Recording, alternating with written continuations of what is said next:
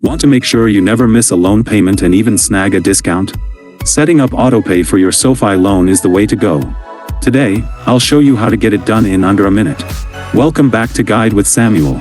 It's a simple set and forget feature that protects your credit score and often comes with a sweetener, a 0.25% interest rate discount for many SoFi loans.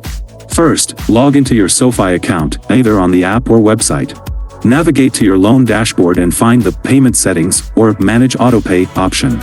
From there, you'll link the bank account you want the payments to come from, choose your payment date, and confirm the setup. SoFi will handle the rest. And that leads to my crucial pro tip: always ensure your linked account has sufficient funds. While SoFi may offer some grace, a failed autopay can lead to late fees and hurt your credit. It's a simple check that saves a major headache. So, just like that, you've automated your debt payoff, saved money on interest, and given yourself one less thing to worry about each month. Have you ever snagged an autopay discount on a loan before? Let me know down in the comments, and subscribe for more clear-cut guides like this one. Thanks for watching. I'm Samuel, and I'll see you in the next video.